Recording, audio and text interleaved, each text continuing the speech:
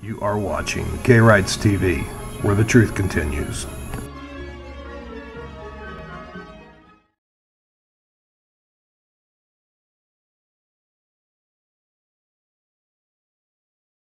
Who runs America?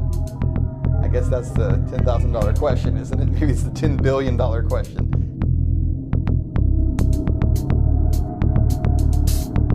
America and most countries of the world really are run by a very small percentage of the population. Not even the President of the United States. It's the money men.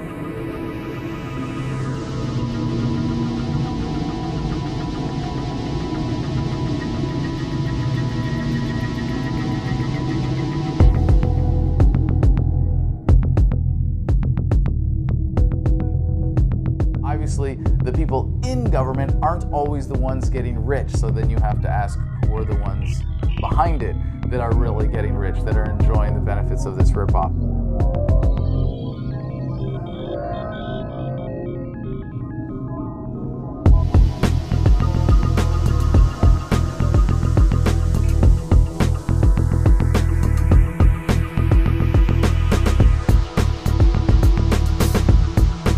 What happens if we slice through the back of that system, set aside the system, you know, how you approach the power of the United States of America, how you lobby for a bill, how anyone can become president, how anyone can appeal to the people and ask for them to be voted into office?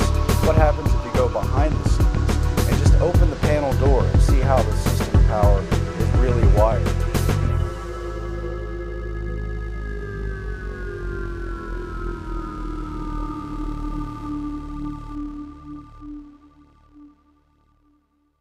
The interests of the American public have no bearing in the direction of the country, in the policy decisions. It doesn't matter which party we're talking about either. Republicans, Democrats, it's all the same thing. There's no voice for the people. I think we're being controlled by a relatively small group of extremely powerful individuals that are pretty much pulling the strings behind both major parties, as well as the economic and financial institutions. We're supposed to have the people being represented by the Congress, and this is a check and balance system. But instead, you have all branches of government owned by major corporations. The folks who run America are the people who operate behind the scenes to make sure that the person who is in the seat of president and Congress and the people who we elect are the people that will do their bidding. I think what you see is what it is, and who runs America are the banks and the multinationals.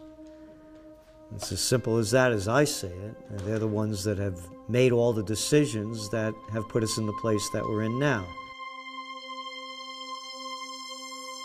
In 1937, Ferdinand Lundberg, who'd been a writer with the Wall Street Journal and other financial publications, wrote a book called America's 60 Families. And in that book, he documented that the country was being run by an oligarchy of the wealthiest families, including the Mellons and the DuPonts and the Morgans and the Rockefellers and the Warburgs. And he showed that they were running the country as an invisible government behind the democracy that we see upon the surface. In fact, a study by Princeton University has come out saying that the United States is more of an oligarchy than it is a republic or democracy. Why? Because the public has no say in the policies and in the system that's been set up by politicians. Go back to 2008. Financial crisis is going on. Henry Paulson, U.S. Treasury Secretary. Where did he come from? Goldman Sachs, right, CEO. Gets in front of the American people and tells us that he's going to save us little people from the problems we have in the real estate market. But in order to do that, we have to bail out the too big to fails. Too big to fail. 4 words. Shows you who's running the country. Capitalism, there's no such thing as too big to fail. It's fascism. It's a multinational takeover. We bailed out the banks. It's the unseen people that I'm more concerned about, really, because there's got to be someone, somewhere, that creates the agenda that all these people must follow.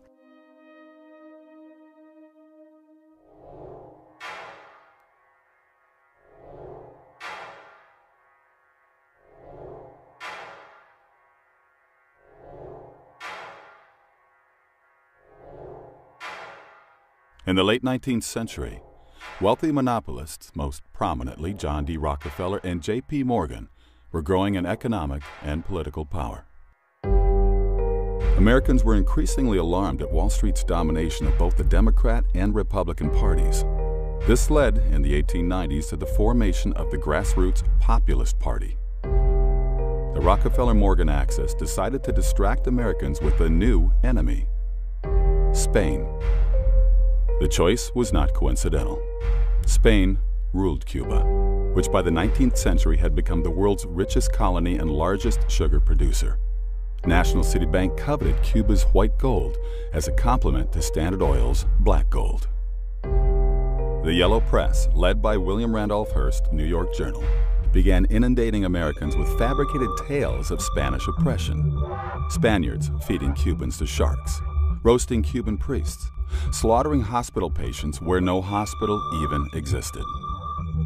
The decision to send the Maine to Havana was made at a secret White House meeting of which no minutes were kept. The Spanish government was not expecting the Maine when it sailed into Havana Harbor. Captain Charles Sigsbee, captain of the Maine, said, "It became known to me afterward that the Maine had not been expected, even by the United States Consul General." By what oversight was no one in Havana notified of the battleship's arrival? However, no shooting erupted. The Spanish permitted the Maine to dock. For 3 weeks, the Maine sat in Havana Harbor. In the meantime, the Yellow Press drove anti-Spanish feelings to fever pitch. William Randolph Hearst paid bribes to have the correspondence of the Spanish ambassador spied upon.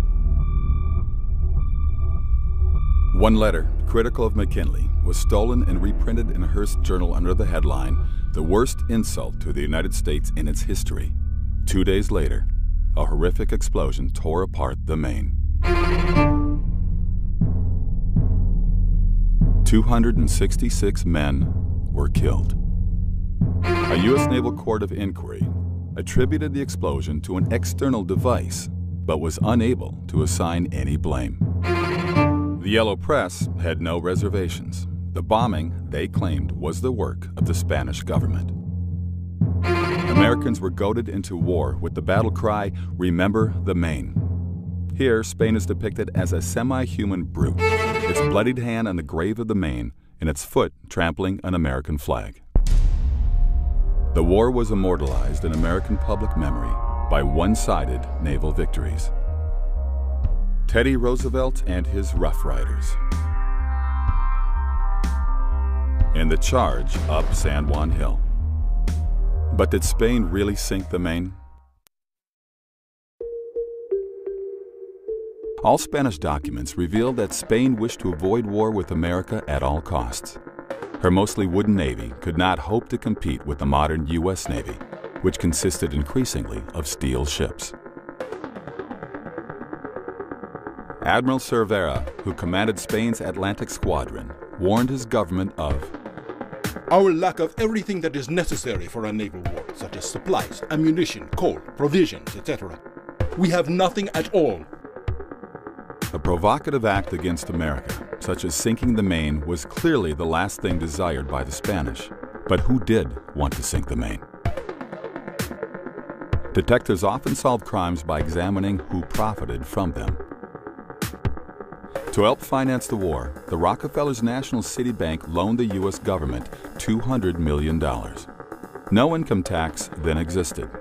To help repay the loan, a telephone use tax was levied on the American people. It remained in effect for over a century. The loan was negotiated by Assistant Treasury Secretary Frank Vanderlip. After the war, National City Bank made Vanderlip its president. In that capacity, as we will see, he participated in the infamous Jekyll Island meeting, where the Federal Reserve Bank was secretly created. Mark Twain wrote, "When the smoke was over, the dead buried, and the cost of the war came back to the people, it suddenly dawned on us that the cause of the Spanish-American War was the price of sugar." The Rockefeller-Stillman National City Bank benefited most directly from it. for Cuba, soon afterward, became dotted with national city branches, and the Cuban sugar industry gravitated into national cities' hands. The Spanish-American War was the first war that persuaded Americans that the purpose of our military was not just self-defense, that we had to go overseas and fight wars on other people's behalf, and that became a pattern that continued ever since. So without William Randolph Hearst, who championed this and who maybe was one of the people that stood to gain from the new possession, gain from the Spanish-American War, without him and without Hearst newspapers, there would have been no problem with the Maine. The phrase false flag, I think, is becoming more and more familiar to more Americans than it used to be. First time I ever heard that phrase was probably about 20 years ago, and I thought, what does this mean? I think many Americans are still in that category. What does that mean? Well, first off, so people understand what we're talking about with false flags, that goes back to the days of the old sailing ships, and everybody had their country's flag. And the idea was, it took a long time for two sailing ships to approach each other, and so they wanted to get up close so they could attack, and so they would put another country's flag up. Say they were pirates, they'd put a British flag up and then get right next to you. Then they'd run up the pirate flag and board your ship. So that's where it became known as a false flag. The event seems to be something other than what it truly is. False flags, when you cover them, first of all, it's a tough term to even use, right? Because as soon as you say false flag, we've started conditioning people to see that as conspiratorial. And when anything's conspiratorial, that means it's not true, right? Because if you listen to most media, a conspiracy theorist or conspiracies are all urban legends, right? They're all myths. When in fact, there are many, many conspiracies all throughout American history and world history. It's not even controversial to say that the United States has used false flag because it's now documented. It's a part of history. General Smedley Butler wrote a book after World War I that I've read, and I know many of your viewers have as well. War is a racket. And indeed, in many ways it is. And I think that we have noticed over the years that some of the events that led up to war were not accidental. I found myself going back and looking at World War I, World War II, the Vietnam War, everything. Could we have been lied to about everything? And that was my fearful kind of approach to this is that even possible? I would say they always follow a specific formula of create as much fear and trauma as possible. And then in that traumatization of the public, they're eliciting a specific psychological response. And that response is a cry for protection.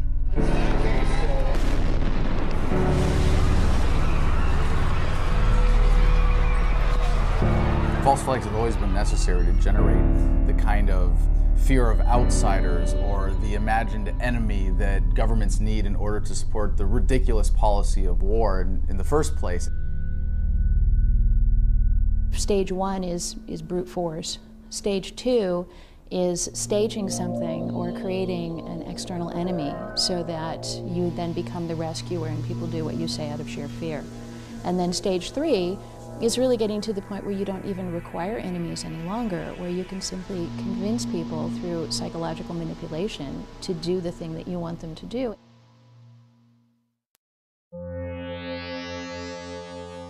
(1915). World War I is underway. Britain is at war with Germany. America has not yet joined the conflict. May 7th. A British ocean liner, RMS Lusitania, is on her way from New York to England. Nearly 200 Americans are among the passengers. 2:10 p.m., off Ireland's southern coast, a torpedo from a German U-boat strikes the Lusitania. More than 1,000 on board lose their lives.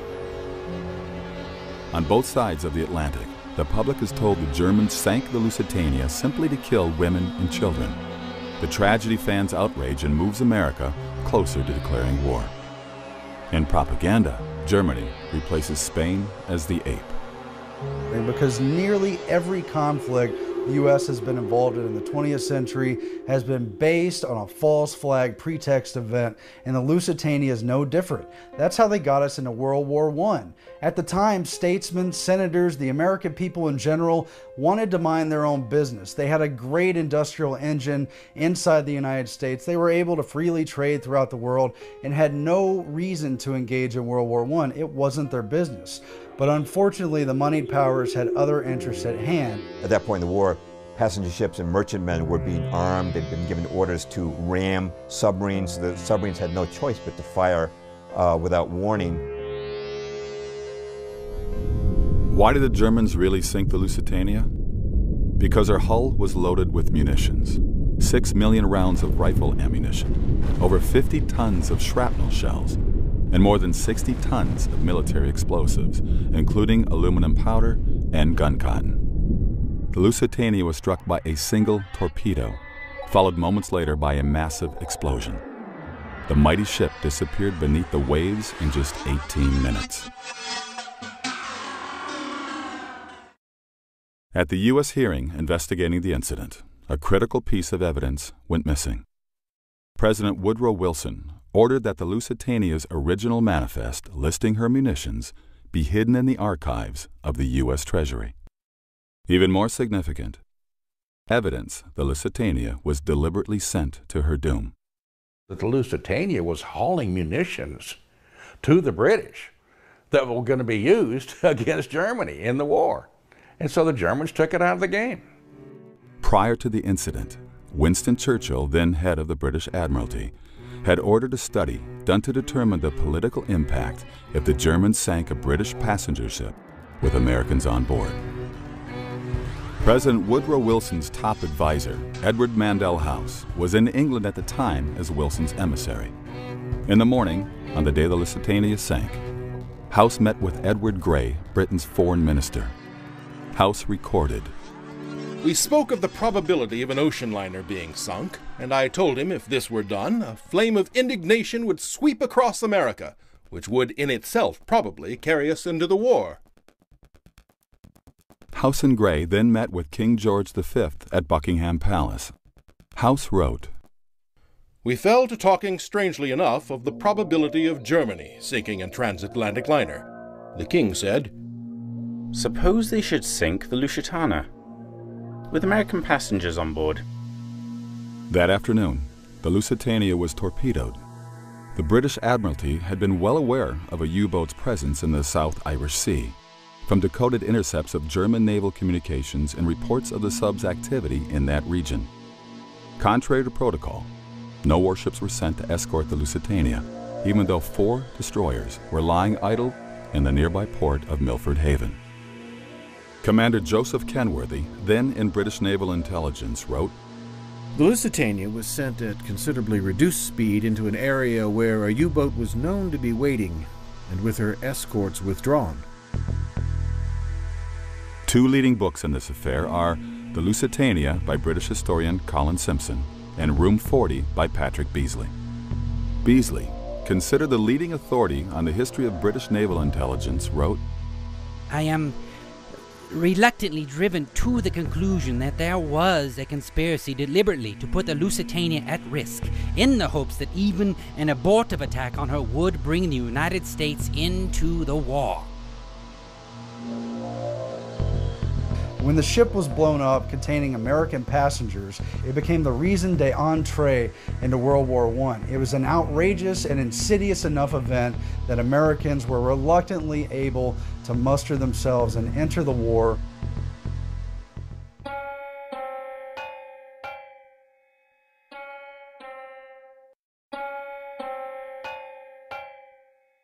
I think the most stunning example where there is so much historical evidence that no one even challenges anymore is the attack on Pearl Harbor.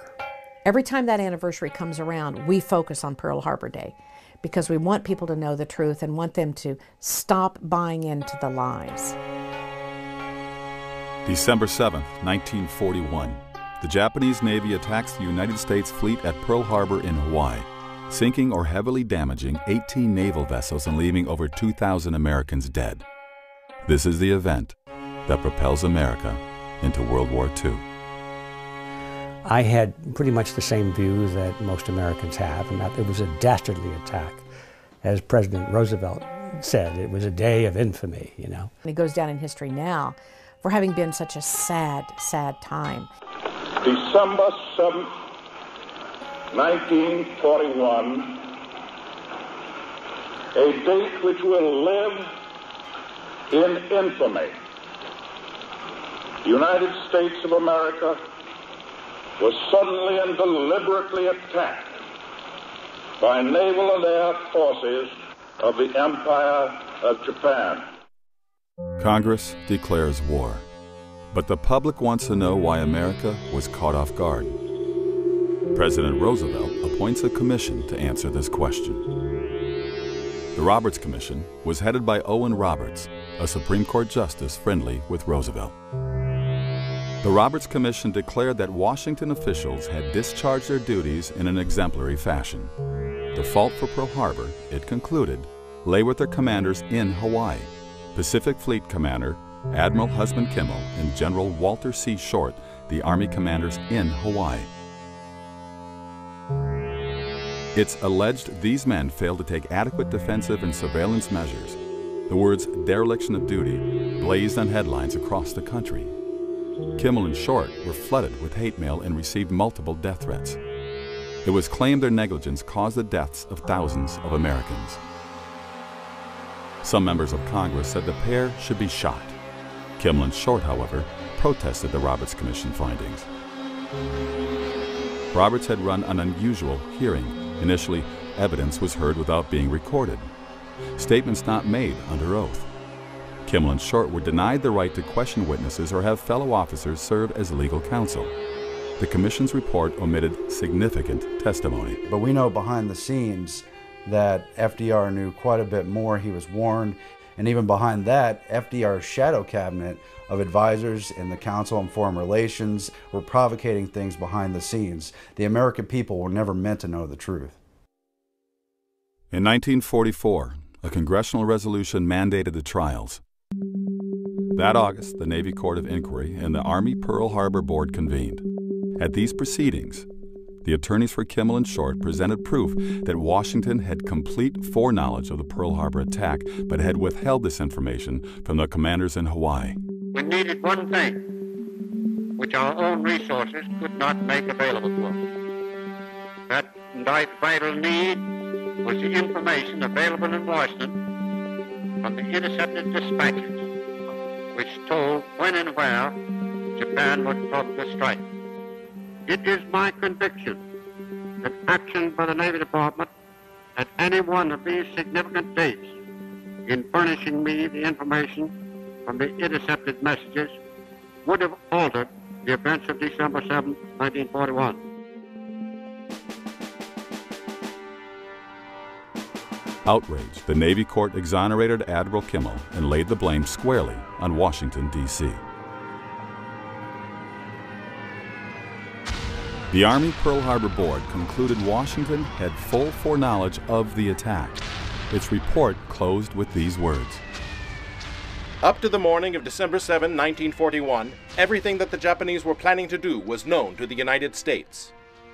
But the American people did not learn the results. The Roosevelt administration ordered the trial verdicts to be made confidential.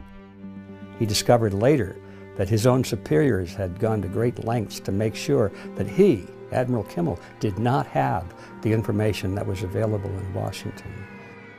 Why was the fleet in Pearl Harbor when Franklin D. Roosevelt ordered the U.S. Pacific Fleet to move from the West Coast to Pearl Harbor? The fleet commander, J.O. Richardson, went to Washington and he protested this decision. He said, Mr. President, our ships will be boxed in like sardines in Pearl Harbor. Hawaii is approachable from 360 degrees by potential attackers. We'll have to resupply across 2,000 miles of Pacific. The only reason President Roosevelt could give Richardson for putting the fleet in Pearl Harbor was he said it will deter Japanese aggression. Well, as of December the 7th, 1941, everyone knew that putting the fleet in Pearl Harbor did not deter Japanese aggression. A breakthrough came in 1982 with the publication of Infamy by John Toland, the Pulitzer Prize winner known as the Dean of World War II historians.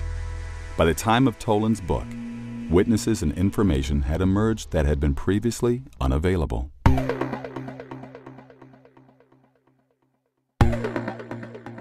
How did Washington know Pearl Harbor was coming? First, through decoded diplomatic messages. The Japanese used a code called Purple to communicate with their embassies and major consulates. Its complexity required enciphering and deciphering by machine. The Japanese considered the code unbreakable. But in 1940, U.S. Army cryptanalysts cracked it and devised a facsimile of the Japanese machine. As a result, U.S. intelligence was reading Japanese diplomatic messages, often on a same-day basis. Copies of the deciphered text were promptly delivered to President Roosevelt, as well as Army Chief of Staff General George Marshall and Secretary of State Cordell Hull. These messages revealed that the Japanese planned to rupture relations with America and had ordered their Berlin embassy to inform the Germans, their allies, that the breaking out of war may come quicker than anyone dreams.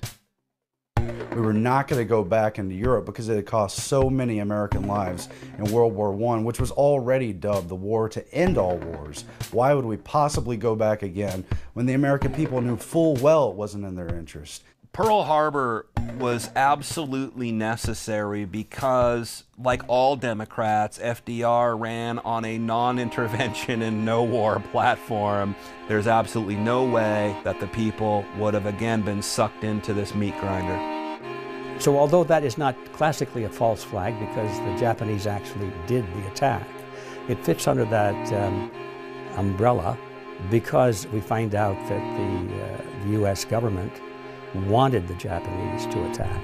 They left certain ships all next to each other so they could be more easily hit and got the more expensive and newer and more capable ships out of there so that they would not become collateral damage. Brigadier General Elliot Thorpe was the U.S. military observer in Java, then under Dutch control.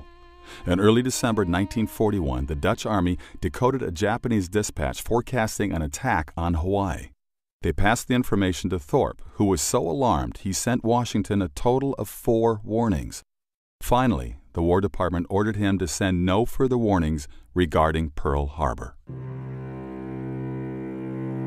Duško Popov was a Yugoslavian double agent whose true allegiance was to the Allies. Through contact with the Germans, Popov realized the Japanese were planning to bomb Pearl Harbor. He notified the FBI. Subsequently, FBI Director J. Edgar Hoover stated that he had passed this information on to Roosevelt. Iowa Senator Guy Gillette and Texas Congressman Martin Dies also later stated they had received advance information concerning the attack, which they shared with the president. Roosevelt told them to leave it in his hands.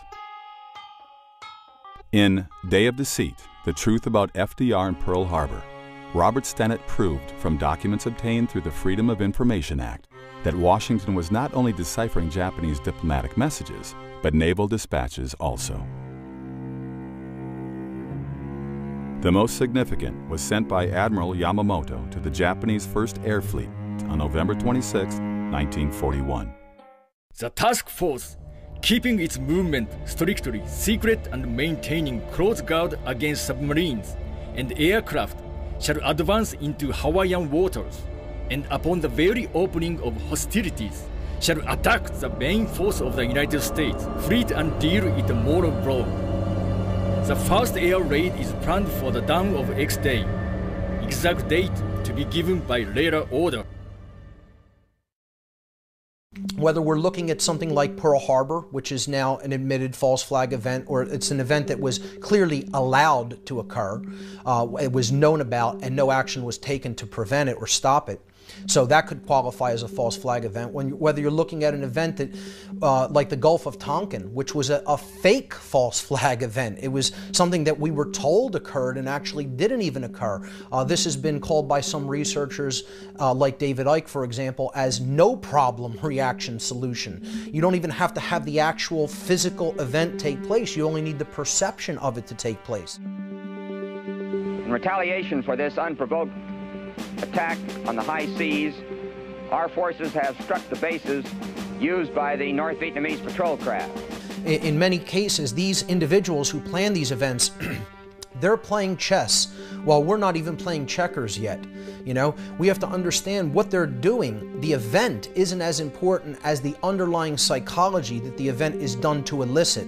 And until we understand that pattern, we're not going to be streetwise to the technique. In the event of a further attack upon our vessels in international waters, we are to respond with the objective of destroying the attackers. You look at those Vietnamese, man, up in north. We better stop them right away.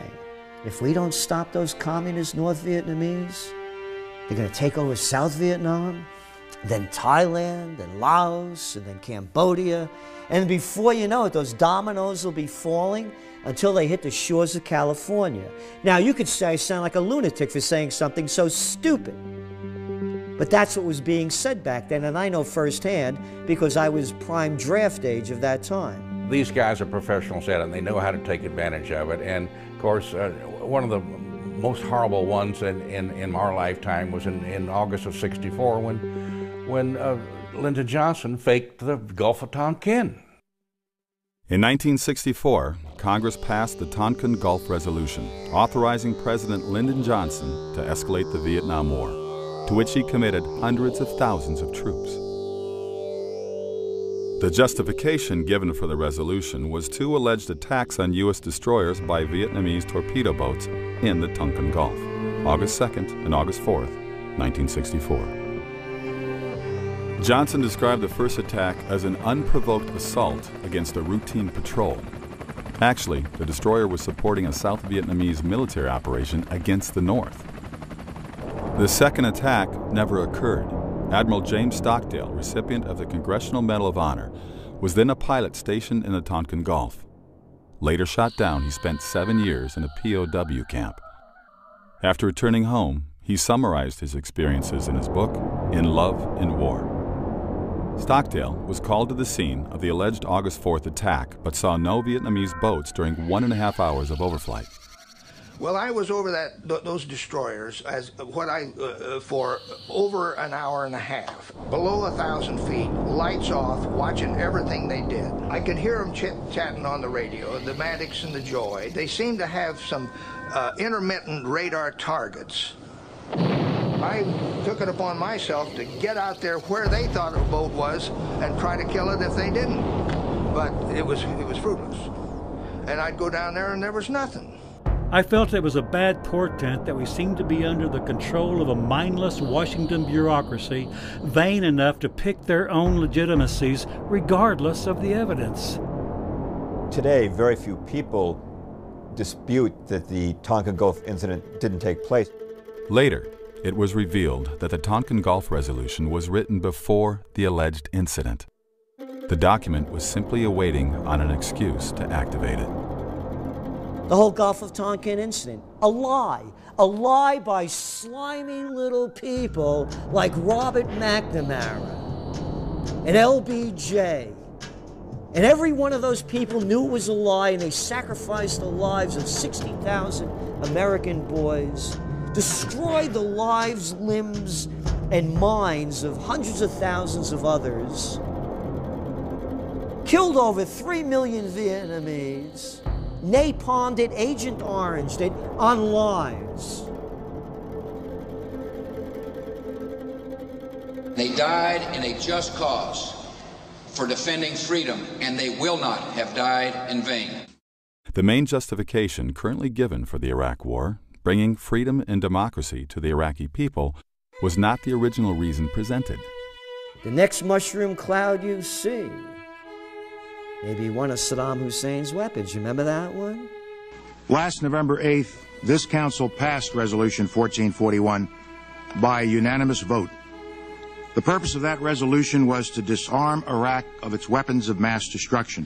It was claimed Saddam Hussein possessed weapons of mass destruction, or WMDs, threatening world security. This council placed the burden on Iraq to comply and disarm, and not on the inspectors to find that which Iraq has gone out of its way to conceal for so long. There is only one truth, and therefore, I tell you, as I have said on many occasions before, that Iraq has no weapons of mass destruction whatsoever. After the invasion, Chief U.S. Weapons Inspector David Kay acknowledged months of searching had turned up no weapons of mass destruction in Iraq. In his opinion, they hadn't existed there since the 1991 Gulf War. Why aren't there any war crime tribunals for these people? Who knew what when? Either you are with us or you are with the terrorists.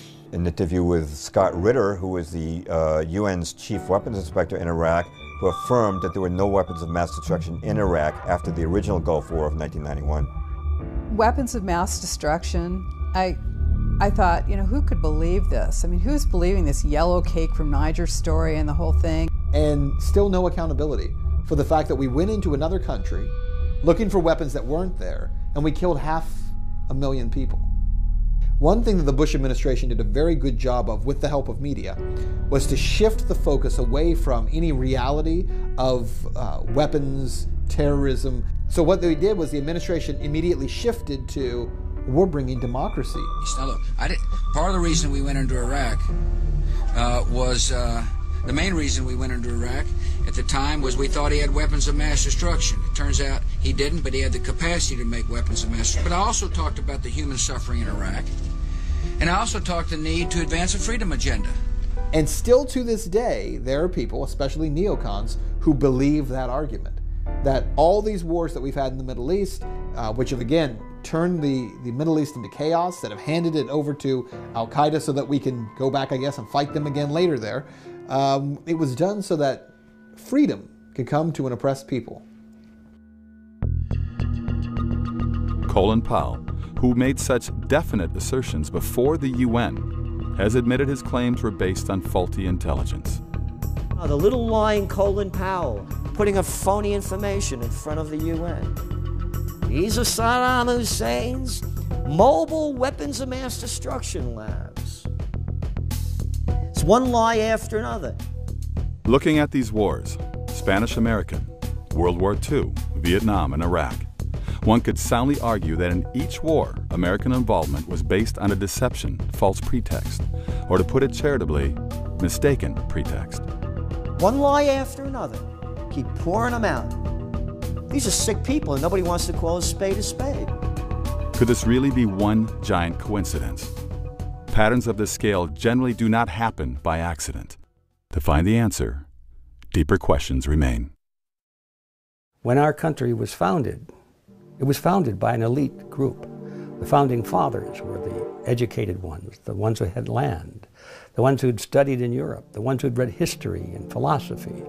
And thank God it was that way.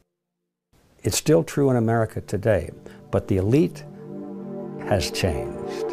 It's a great debate of whether or not we're founded on our lineage and our heritage of the Constitution and Bill of Rights or from hidden interests. Who runs the country? Well, the political parties run the country, but we all know the political parties actually don't do anything on their own. I think the reality is that we're probably ruled, for the most part, by an oligarchy.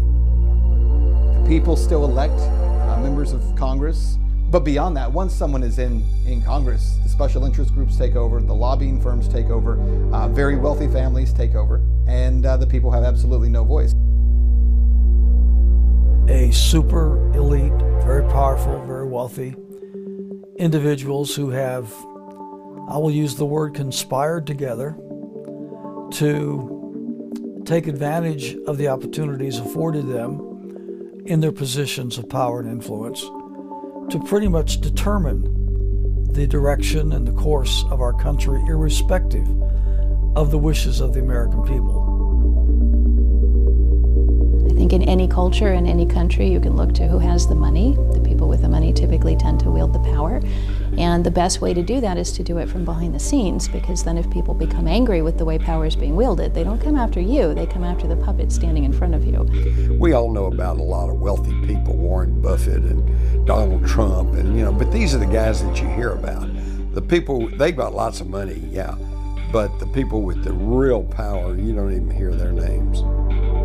we start seeing all of these names of large corporations that come together over and over again, and then they get intertwined into events that take place, and then we start to see there's a pattern and there is a real agenda.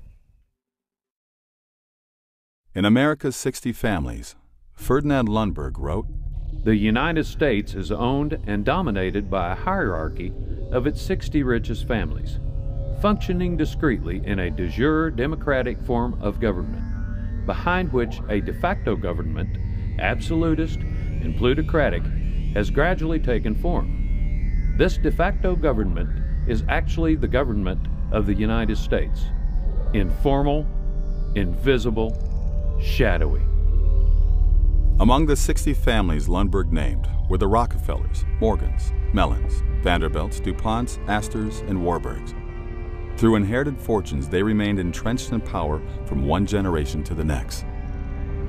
These families frequently acted in concert to pre-select presidential candidates of both Republican and Democratic parties, and, as Lundberg documented, acquired sweeping ownership of America's major newspapers.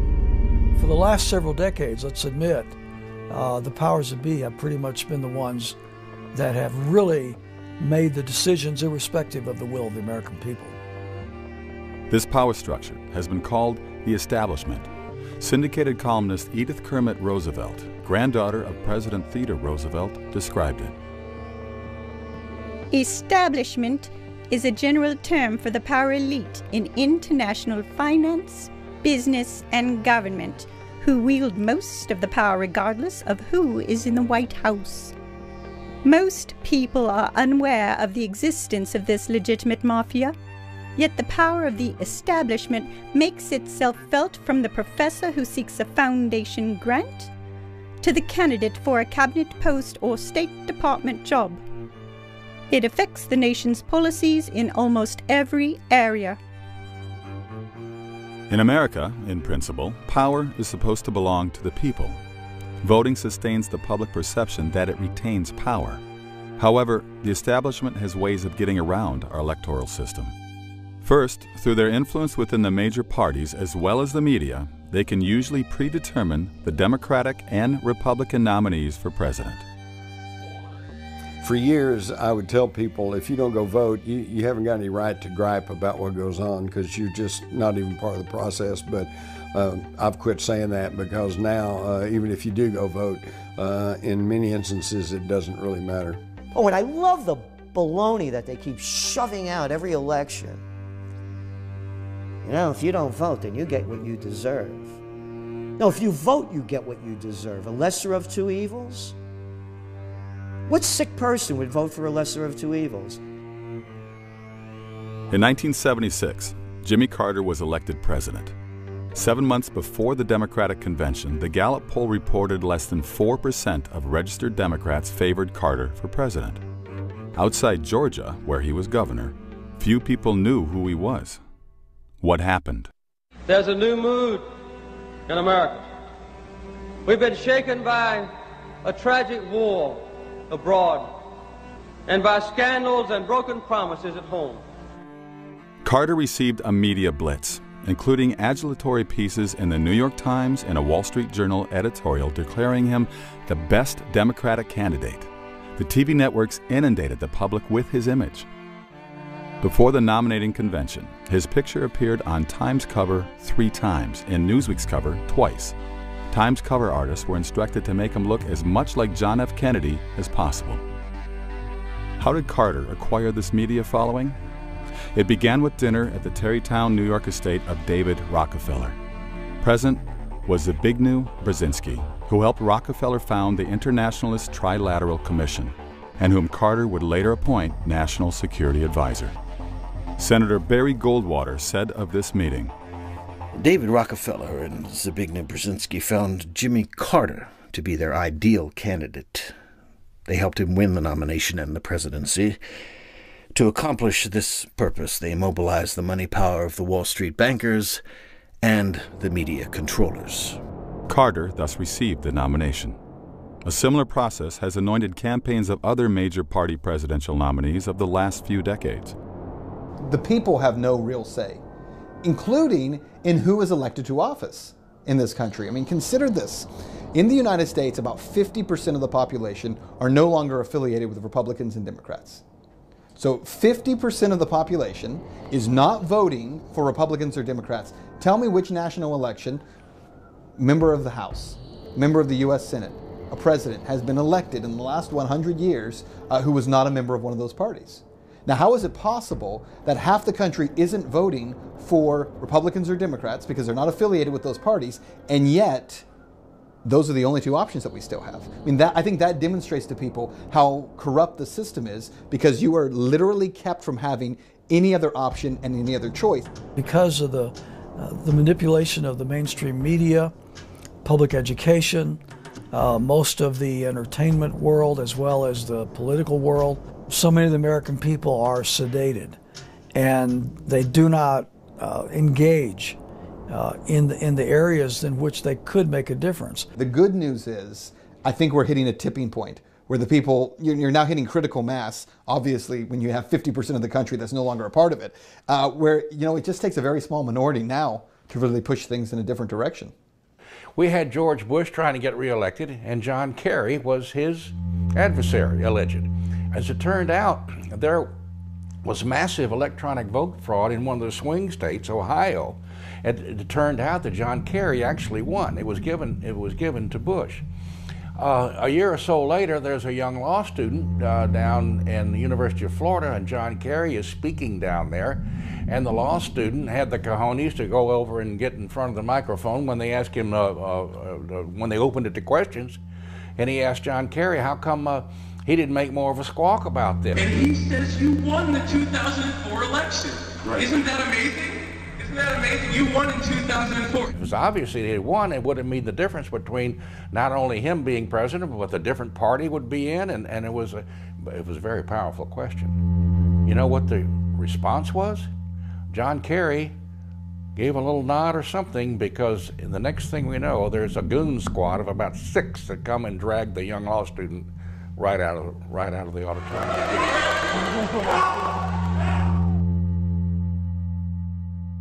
However, the establishment has an even more powerful means of influencing the will of the people. The most important is the Council on Foreign Relations, or CFR, headquartered in New York City. Though virtually unknown to the public, the Council dominates cabinets of both Republican and Democratic presidents.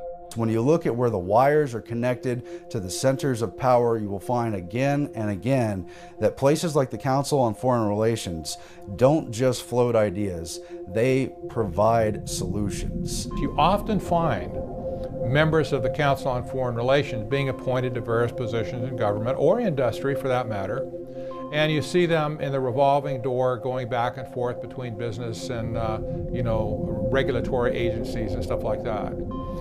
The big question is, how substantive is the CFR on global affairs? Since its founding in 1921, the CFR has produced 21 Secretaries of War and Defense, 19 Treasury Secretaries, 18 Secretaries of State, and 16 CIA Directors. And what is the Council's goal? The Council on Foreign Relations is a fairly interesting entity to me. And the reason for that is because they have so many members of the CFR who are in media. I think the CFR exerts tremendous influence over our government, our media, and our centers of education, more so than most people would want to admit. The Council on Foreign Relations is a very important nexus point, but it's just a vehicle for the larger aims of those who have an agenda. But it's an important vehicle. It's a ring of power that is an engine to encircle the whole world. Once in a while there'll be a spokesperson on major media, and he'll be introduced as such and so, and they'll give credentials, and then they'll mention a member of the Council on Foreign Relations. But that just, it sounds so innocuous. It just passes, it's some council that deals with foreign policy, so people don't remember that. The number one thing people need to know is that when you have so many members of media who are a part of those organizations or that organization, you have lost the ability to have anyone criticizing globalist agenda or globalist viewpoints, because they are members of an organization that pronounces its view is to create, globalism. They have seized upon foreign policy, economics, and trade to get around the bounds of the Constitution and put their global system on top of America. When I wrote The Shadows of Power, the main concern I had was that maybe I'd gone too far in attributing our foreign policy to this invisible government. Now it's 26 years later, we've had the arrival of the internet, I've had access to information I never had access to at the time I wrote that book, and my conclusion is that it's not that I went too far, but I didn't go far enough.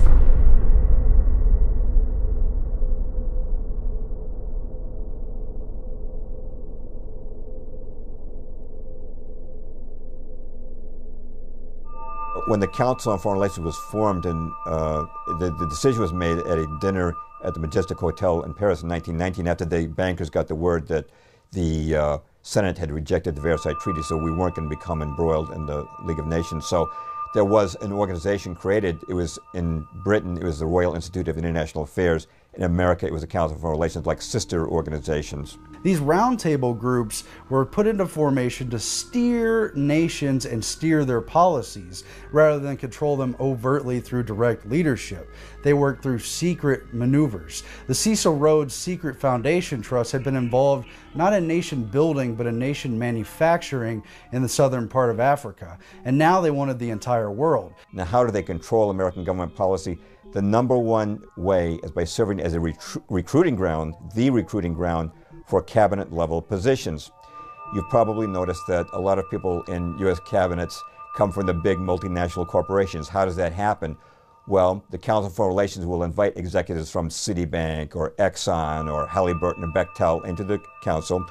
They'll attend maybe a study group, attend some dinners, hear some speeches by people like Henry Kissinger, Zbigniew Brzezinski. Now they become experts on policy, and now you see them showing up in the State Department or another major department.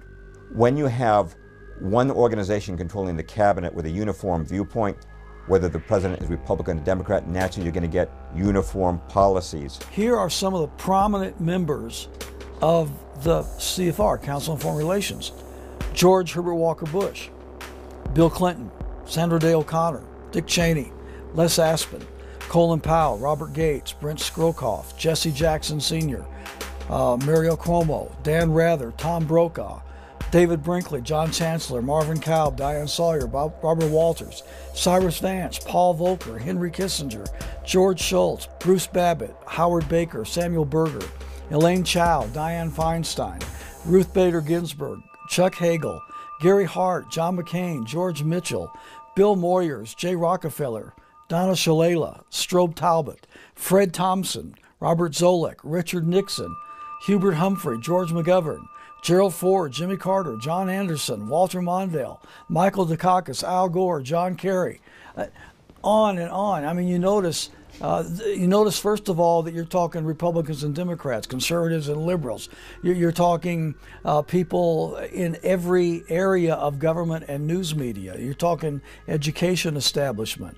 You're talking basically the key establishment institutions of the country are all infiltrated with Council on Foreign Relations members. Why is this institution so powerful that no matter whether it's a Republican or a Democrat in the White House, they are going to fill their administration with members of the CFR? Admiral Chester Ward, former Judge Advocate General of the U.S. Navy, was a CFR member for 16 years. Before resigning in disgust, he stated the Council's objective. Submergence of U.S. sovereignty into an all-powerful one-world government. This lust to surrender the sovereignty and independence of the United States is pervasive throughout most of the membership. This is a man who was also invited to become part of the CFR and was a member for a few years until he recognized what the CFR was all about. After finding that out, he withdrew his membership from the CFR, and then he did his best to inform the American people as to what the CFR was all about.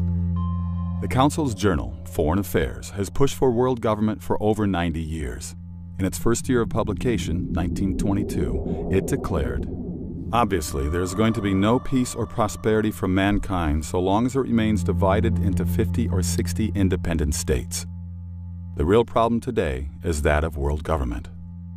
When you put all of that together, you recognize that the CFR, the Trilateral Commission, is nothing more but an elaborate attempt to, as they say themselves, make an end run around national sovereignty, diminish the independence and autonomy of the United States, and merge it into this global governing institution that they, of course, foresee themselves running.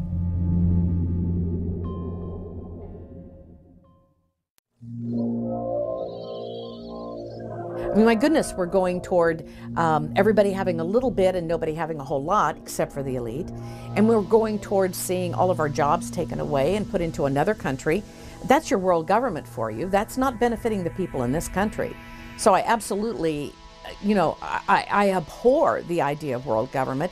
And I'm afraid that what we're going to see is the demise of many of our countries in the attempt to formulate this one big structure.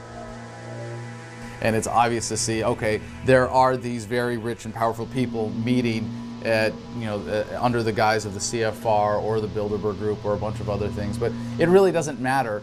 The fact is the superclass exists. That's the problem. So whether it's a Brussels, whether it's a World Trade Organization, whatever it might be, it's still built on the premise of how do we steal the most amount of money that we can, put it in the hands of the fewest, and tell everybody else what to do. It's not primarily driven by political ambition. It's driven by economic ambition. And just the fact that I mentioned that might change the flavor of the conversation, because talking about economics is a little bit different than just talking about politics. And one of the reasons, again, that the American experiment here is not working too well right now as far as Congress is concerned is because Congress is not an economic animal, it's a political animal. What is world government? Simply stated, one regime ruling the planet. I don't think anything's intrinsically wrong with the one world government. In fact, I think obviously we are just one humanity, and eventually we're going to get to that. I can see perfectly well that there'll come a time when somebody's going to say, hey, where are you from? You're going to say, I'm from Earth.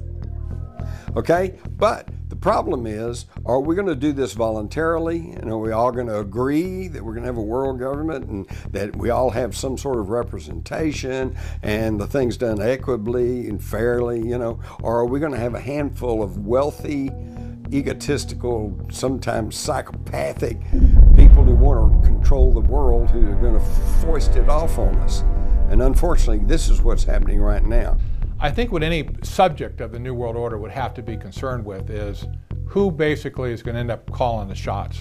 Obviously, most people aren't thinking it all the way through. They have to realize that there's a difference between just saying we should have world government to put an end to war and then asking the next question, but wait a minute, what kind of world government will this be? It might even be worse than war. Countries act as a check and balance on each other. If one nation becomes despotic, another nation can rise up and stop it. If you had a one world government, it would set up the most unrestrained tyranny in history.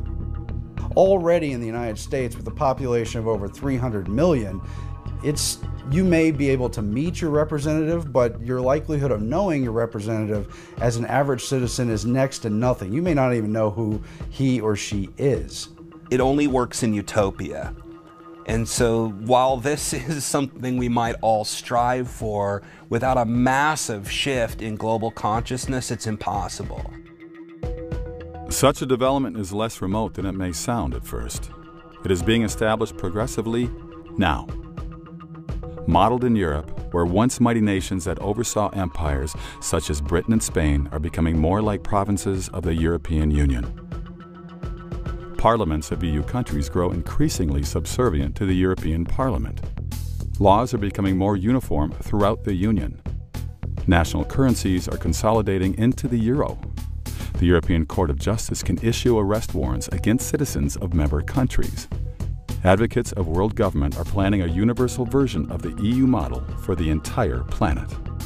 When you give up your identity as an individual nation, what you're essentially doing is giving up the identity of your people and the individuals within your society. Now they're just part of this kind of globalist worldview, and they don't have value anymore. So when we see what's happening in the Veneto region, when we see Scotland now saying that they are looking for independence, when we see Catalonia saying they want independence, if you believe in individual liberty, you should celebrate those movements, because what those entities are essentially saying, as people, as individuals, we believe that we're more than just a member of your larger European Union, your larger global union, and instead we want to be able to create goods and services, be paid for our labor, be paid for our work, and if we have to pay taxes, we should see a return on those taxes within our own communities. In a globalist world, you never see that return. Globalists justify world government by promising peace and prosperity. Their traditional argument has been that nothing is worse than war. And wars occur because the world is divided into nations who keep fighting. They say if we replace nations with a world government, war would end. And mankind would live as one happy family in peace and prosperity. However, this pretext is flawed.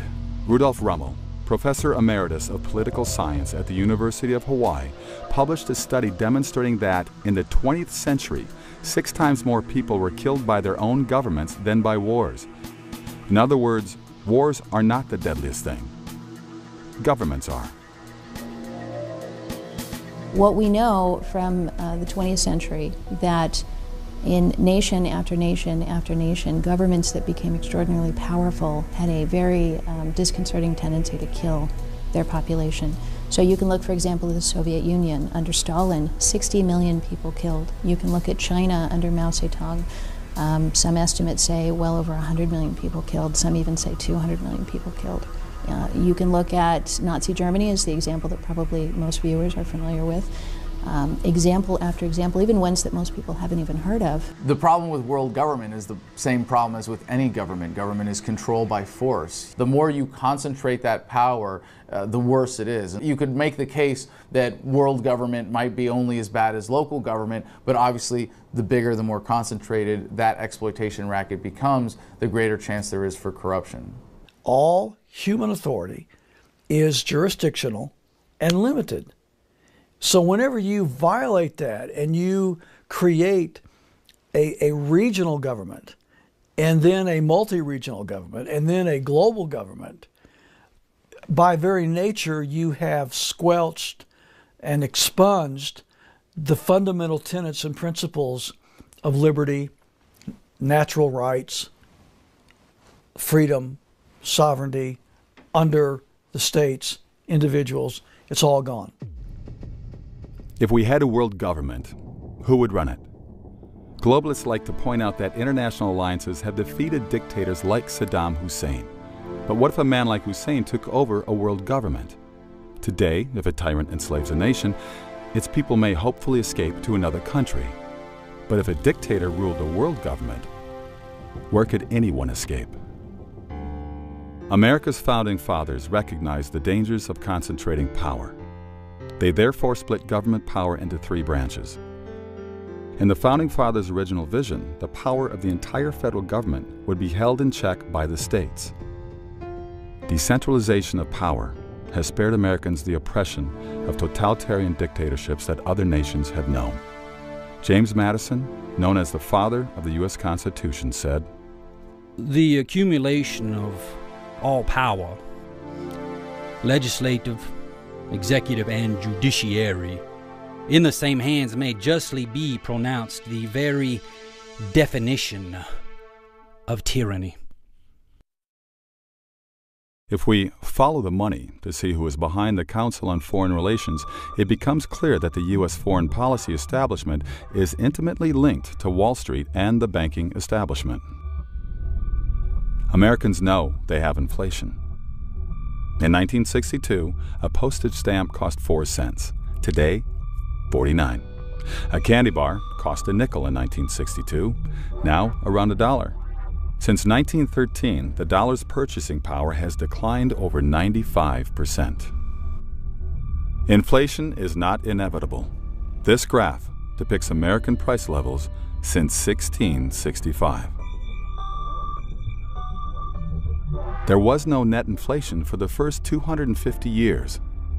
Inflationary blips occurred as during the American Revolution, War of 1812, and Civil War, when the United States printed large quantities of money to pay for those conflicts. Increasing the supply of money diminishes its value, making prices rise. But notice after the wars, money always returned to its normal value. A dollar was worth the same in 1900 as 1770. During World War I, our currency inflated, but instead of resuming to its normal value afterwards, American dollars, stable for 250 years, began rapidly and permanently losing value. This change came from one factor: creation of the Federal Reserve Bank in 1913. The Federal Reserve is the most important part of the American government's racket of exploitation, and that's important to remember, that it's not about the wars, it's not about the police state, it's not about the business regulations. Those are all how. The why is power and money. Time to pay attention, because the Federal Reserve has taken over the engine of the country and completely made it subservient to interest other than the actual country. First off, it's not federal, and second off, it has no reserves. Okay, so the whole thing's a fraud to begin with. The Constitution gives the Congress the power to coin money, but we've lost that by giving our power to a private corporation. Janet Yellen is current chairman of the Federal Reserve Board. She was preceded by Ben Bernanke and Alan Greenspan.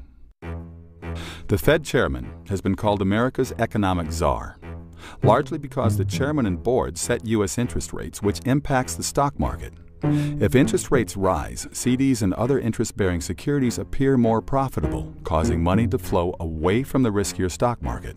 However, when interest rates fall, investors tend to favor stocks. Janet Yellen, the Fed chair, the new Fed chair, is going around saying that she will continue these policies of this quantitative easing, as it's called, which is essentially just the printing of money. And they're going to continue it until they can get the unemployment rates down. And she gives examples. She's talking like a president now, giving examples of the young woman that she's met in this community who struggles because she works multiple jobs. She's a single mom, and it's very difficult for her. Yeah, well, I'm sure it is difficult for her.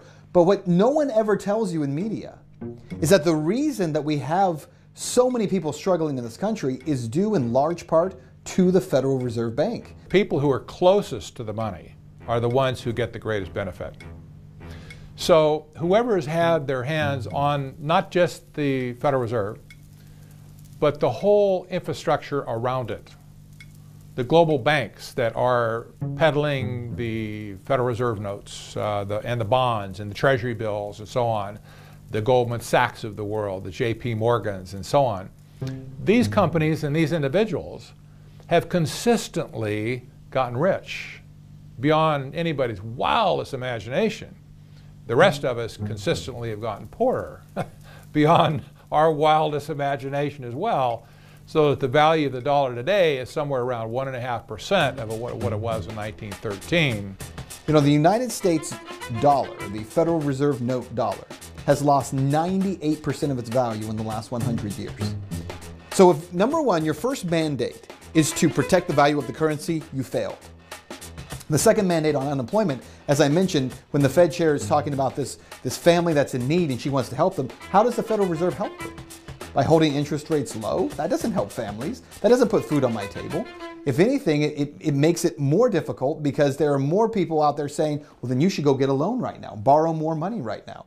As has been stated in history, you know, whoever controls the money controls.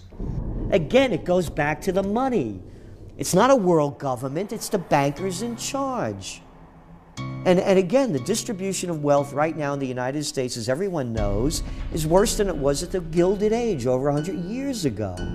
They are creating currency out of nothing with absolutely no value to it, promising us that, number one, this will lead to greater wealth across the nation, which it's proven it cannot do. And number two, it will also create employment, which it cannot do. The Federal Reserve has the power to issue and create currency, But this gives it an inside track to give money at very low, if any, interest rates to its member banks, to the members of the oligarchy who control that bank. Meanwhile, it loans money to the country at interest, making incredible profits and making certain that the United States can never be sovereign again so long as the Federal Reserve exists. Thomas Jefferson, in a letter to one of his friends after he was out of office, he said, whenever public servants are paid by something other than what the people produce, the roles of master and servant are reversed. With the central bank, everything becomes consolidated in the hands of the few. Goes back to, again, 4 simple words. Too big to fail. Central banks, look what they've done. They're robbing the people right in front of everybody's eyes as we speak. The Fed was established when Congress passed the Federal Reserve Act in 1913. The original legislation was introduced by Senator Nelson Aldrich, a frontman for the banking community. Few Americans today recognize his name. Nonetheless, many have heard of Nelson Rockefeller, who was Gerald Ford's vice president and long New York's governor, one of America's richest men. His full name? Nelson Aldrich Rockefeller, named for his grandfather, Nelson Aldrich. Aldrich's daughter married John D. Rockefeller Jr., and his son Winthrop became chairman of the Rockefeller's Chase National Bank. When Nelson Aldrich spoke on Capitol Hill, insiders knew he acted for the Rockefellers and their allies. The legislation Aldrich introduced, which became the Federal Reserve's basis, was crafted by several of America's richest bankers. At a secret 9-day meeting in 1910 on Jekyll Island off the Georgia coast. At that time, Jekyll Island was an exclusive retreat for the wealthy elite. In attendance were agents from the world's 3 greatest banking houses, those of John D. Rockefeller, J.P. Morgan, and the Rothschilds. Acting for the Rockefellers were Senator Aldrich and Frank Vanderlip. Representing the Morgan interests were Benjamin Strong, head of J.P. Morgan's Bankers Trust Company, Henry Davison, senior partner in J.P. Morgan and Company, and Charles Norton, head of Morgan's First National Bank of New York. The most important figure who ran the meeting was the Rothschilds' agent, Paul Warburg. Paul Warburg belonged to a German banking family associated with the Rothschilds, the world's most powerful banking dynasty, who had grown rich by establishing central banks that loaned money to European countries. Its patriarch, Amschel Mayer Rothschild, said, "Permit me to issue and control the money of a nation, and I care not who makes its laws." In 1901, Warburg immigrated to America intending to establish a similar central bank in the United States. He became a partner in Kuhn, Loeb & Company, the Rothschilds' banking satellite in New York City. Who controls the Federal Reserve is pretty secretive, but for the most part we understand who controls it, and we know many of the families specifically involved, and it's what's known as the Eastern Establishment, many of the banking houses that have come to dominate the 20th century, and of course the robber barons who became monopolists of the major industries of the U.S. The Rothschilds had long been allied with America's 2 foremost banking families, the Rockefellers and Morgans, providing the seed money for John D. Rockefeller's Standard Oil Company and helping bail out J.P. Morgan when his firm was financially distressed. The axis of Warburg, Rothschild, Morgan, and Rockefeller and their Wall Street confederates became known as the Money Trust. President Wilson named Paul Warburg vice chairman of the Federal Reserve Board. Benjamin Strong was appointed to run the New York Fed, the system's nucleus. The men who had secretly planned the bank now controlled it. At the time, Congress and the public had no inkling of the Jekyll Island meeting. Paul Warburg's annual salary at Kuhn Loeb had been $500,000, equal to well over $10 million in today's dollars. He relinquished that for a Federal Reserve position that paid $12,000. Warburg knew it would be far more profitable to control America's interest rates and make the stock market rise or fall at will. Congressman Charles Lindbergh Sr., father of the famous aviator, helped lead the fight against the Federal Reserve Act. In 1913, he declared on the floor of the House, "This act establishes the most gigantic trust on earth. When the President signs this act, The invisible government by the money power, proven to exist by the money trust investigation, will be legalized. The money power overawes the legislative and executive forces of the nation. I have seen these forces exerted during the different stages of this bill. From now on, depressions will be scientifically created. The new law will create inflation whenever the trust wants inflation. If the trust can get a period of inflation, they figure they can unload stocks on the people at high prices during the excitement, and then bring on a panic and buy them back at low prices. The people may not know it immediately, but the day of reckoning is only a few years removed. The day of reckoning, Lindbergh predicted, came with Black Thursday and the great crash of 1929. The crash wiped out millions of small investors, but not the money trust. Warburg, Rockefeller, Morgan, Bernard Baruch, and other top insiders had already exited the market. Although friendly biographers attribute their perfectly timed departure to their fiscal wisdom, fiscal foreknowledge of the Federal Reserve policy they controlled rigged the game in their favor. The Federal Reserve nearly doubled the discount rate between January and August of 1929. The bankers also pressured stocks down by heavily selling the market short and massively calling loans on investors who had borrowed to invest in stocks, forcing the borrowers to sell stock to repay the loans. These tactics converged, generating a snowballing panic that would bring the entire country into the greatest financial depression since the Civil War. Congressman Lewis McFadden, chairman of the House Committee on Banking and Currency from 1920 to 1931, had this to say. It was not accidental. It was a carefully contrived occurrence. The international bankers sought to bring about a condition of despair here, so that they might emerge as rulers of us all. Afterwards, the money trust returned to the market, exactly as Congressman Lindbergh predicted. They bought up stocks that once sold for $10 per share at $1 per share, widening their ownership of corporate America.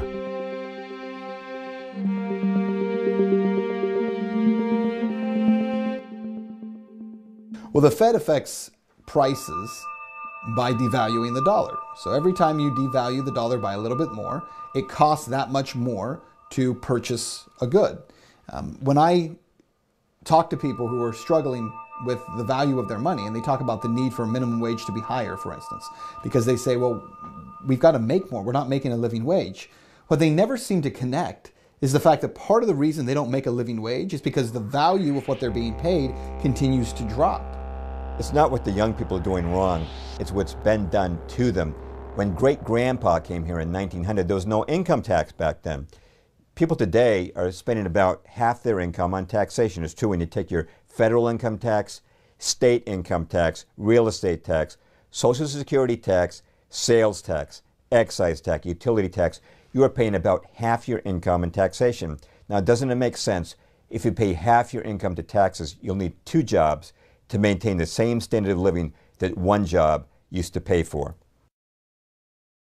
So if you understand who these people are, and you understand what their mission is and how they think and what their ideology is, then most of the mysteries of the modern world, of how come we're getting into this mess, or why are we doing this and so forth, they become easy to answer.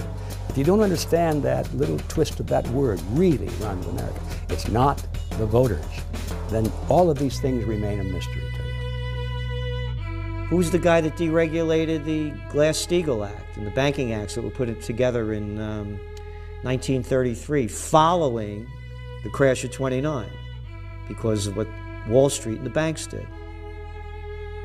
Robert Rubin, under Clinton. Where was he from?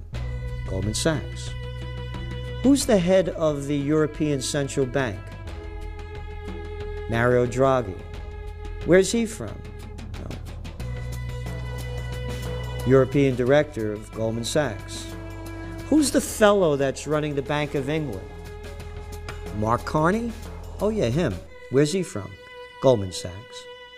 And it's the bankers, it's the heads of international corporations, it's the existing power structure. And people say, well, if we don't have government, we won't be protected from the evils of rich people. And it's like, no, I'm sorry. When you have a government, what you have done is put an army of enforcers at their disposal. The United States is run like a major corporation. The 20th century in the United States has been one of centralization, as it has been around the world. It's partly due to the rise of technology, and it's partly due to the consolidation of these banking powers. So who really runs America?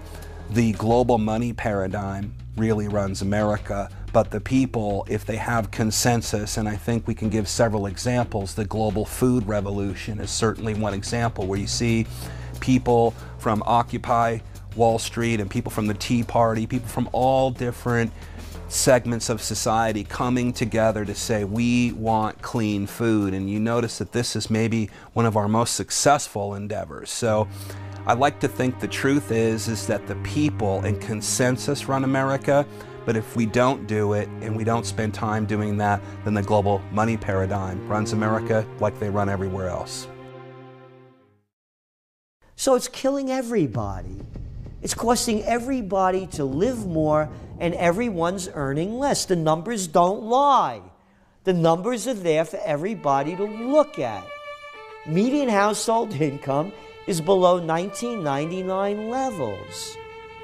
Kids with college degrees, half of them have jobs that only require a high school education.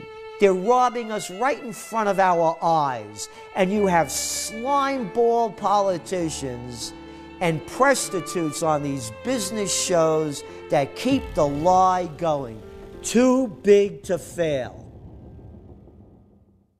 What's going to kill the dollar is when people realize that it's a system of exploitation that funds oppression, that funds wars, that funds the police state, that funds all of the regulations that are keeping you from being able to conduct your business the way that's going to make you happy, and they abandon it. That's what's going to kill the dollar. Hey, the power's in our hands. Now that we know what the game is they're loaning our own money at interest and putting us in debt so far that this country will crash. Bad austerity will come to this country. This is right off the IMF's, World Bank's plans to go in and wreck countries. The chickens have come home to roost. But don't call for the end of the Fed unless you have a pretty clear idea, some kind of consensus of what we're going to have in its place. The Federal Reserve itself does not have absolute autonomy to act as it wants within the global system. It acts according to the international body of the Bank for International Settlements. The Federal Reserve by default inherits some of that secrecy, if you will. And we'll never know what happens, what really goes on inside the Bank for International Settlements, much less the Fed. What can be done about it? Well, not a whole lot unless Congress gets off their hands and does something about it. The most significant mechanism for forcing the US dollar on the American people and on the world as the world reserve currency is through requiring it for payments of taxation. And you can't pay your taxes even if you're engaging in barter. You're supposed to be reporting all of that. You're supposed to be paying your taxes in US dollars. So there's an inherent demand for that. There are certain things you can only use dollars for, and therefore it becomes the dominant currency. And there are some things that you really can't avoid it for. You know, if you want to park on the street here, you got to put coins in the meter. If you, are doing something in your life that exposes you to a tax liability, that means you've given the government an excuse to steal from you that is generally accepted by their enforcers. Yes, I understand there's no way around it, but there's a very simple way that you can opt out of the system by doing as much as your economic transactions as possible in non-dollar denominated currencies, either gold, silver, or what's really exciting now that's opening things up is cryptocurrency, Bitcoin being just the first of many. In January 1919, 2 months after the armistice, the delegates of the victorious powers arrived in Paris for the peace conference to draw up the terms to be offered to the defeated countries. In all, the representatives of 27 nations attended that conference. Who did Wilson appoint to head the American delegation to the peace conference? Paul Warburg, who he'd also named vice chairman of the Federal Reserve. How could Warburg, a recent immigrant, be the only person qualified for this critical position? Who did Wilson bring to Paris as chief economic advisor? Bernard Baruch, to whom he made all those campaign pledges. As always, the president was under the watchful eye of Edward Mandell House, the banker's frontman. Wilson did not invite any leading Democratic Party members to Paris. Not one senator or congressman accompanied him. Only the bankers and their entourage. At this conference, Wilson presented his famous 14 points. The most important of them called for establishing the League of Nations. Many people think he invented the League, but it originated with House and the bankers. Ray Stannard Baker, Wilson's official biographer, said, "Practically nothing, not a single idea in the covenant of the League was original with the president." Charles Seymour, House's official biographer, said, Wilson approved the House draft almost in its entirety, and his own rewriting of it was practically confined to phraseology. What were the bankers seeking in the League? World government. The Paris Conference produced the Versailles Treaty, which officially established the League of Nations. Ironically, though Wilson had proposed the League, the United States did not join. The U.S. Constitution stipulated no president could single-handedly make a treaty. The Senate had to ratify it. The Senate rejected the Versailles Treaty. Americans had helped win the war, but saw no reason to join an organization that might infringe on their sovereignty.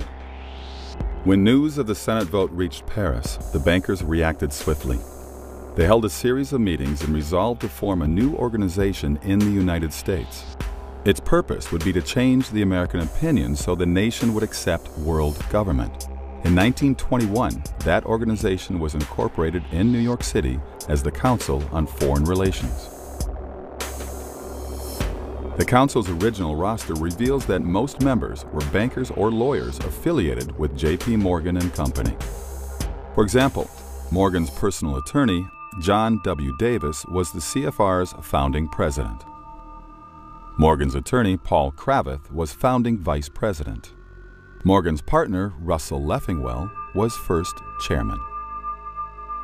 Since this looked unsuitable for a Foreign Affairs Association, the Council diversified its roster by adding professors.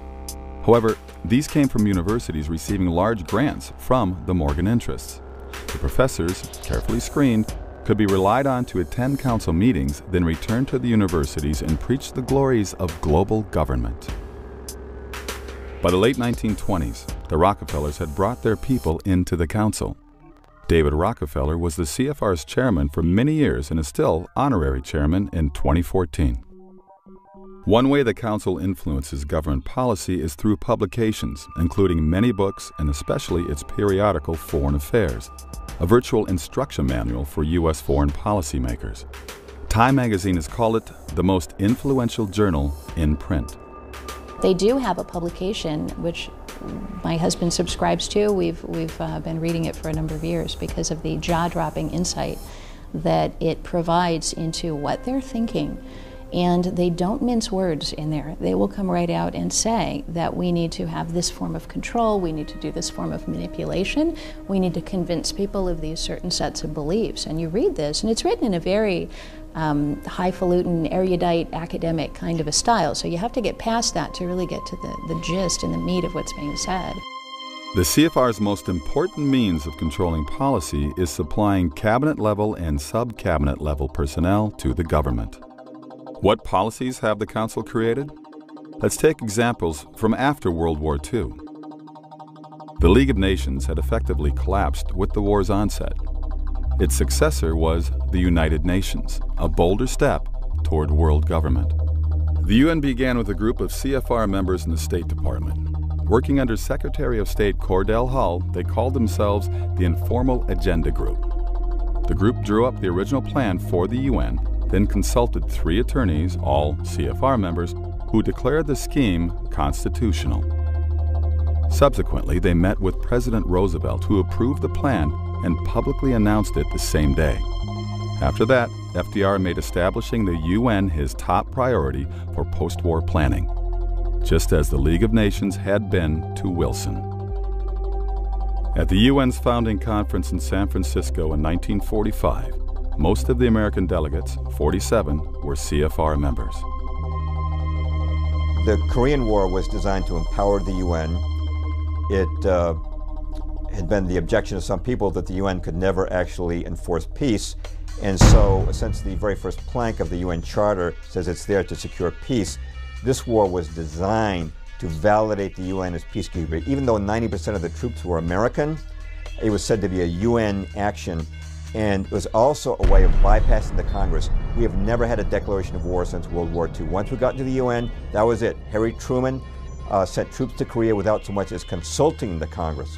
By instituting policies through, for example, the United Nations, they're able to say, here's something we want to happen to every single person on planet Earth. And I'll give you an example. A couple of years ago, Desmond Tutu, Bishop Desmond Tutu, came out in support of a United Nations plan to number all the children. Their concern was that not all of the kids being born on planet Earth were making their way into a government database where they were being numbered and tracked. And so they came out with a program called PLAN that the phrase for this was, or their buzzword was, write me down, make me real. America's post-war program of aid to Europe, the Marshall Plan, was allegedly the brainchild of General George Marshall, who proposed it in a Harvard commencement speech. In reality, it was not conceived by Marshall, but by a CFR study group with David Rockefeller as secretary. They originally intended President Truman to announce the proposal and call it the Truman Plan. However, after deliberating, they decided that Truman, a Democrat, might not win the support from congressional Republicans. Marshall, a CFR cohort, was chosen to reveal the plan because, as a military figure, he would be misperceived as politically neutral and win bipartisan support. The strategy worked. The Marshall Event is one of those things that people recognize from the history books, but you read a basic summary and you gloss over it. But it has huge importance for the building of the global system that happened in the wake of World War II, when essentially power was up for grabs, and in fact had been negotiated ahead of time. The Marshall Plan was just another giant welfare plan. It weakened America financially, certainly designed more for control of these little nations that they were rebuilding, a lot more than it was to help them. Americans were told the funds were for Europe's needy. They were not told, however, that the goods their tax dollars purchased came mostly from multinational corporations linked to the CFR. The Marshall Plan was even more sinister. Unknown to most Americans, Europeans paid for Marshall Plan goods with printing press money called counterpart funds. CFR member John J. McCloy, appointed High Commissioner to Germany, was in charge of this cash. He was approached by Jean Monnet, renowned as founder of the Common Market, predecessor of today's European Union. Time called him the father of Europe. In 1947, Monnet sent agents to McCloy who put millions of dollars in counterpart funds at their disposal. This money jump-started the movement for European unity. It financed common market propaganda and a European Union youth movement, as well as schools that would promote European consolidation, the Council of Europe's first meeting in 1949 and election campaigns of favored candidates.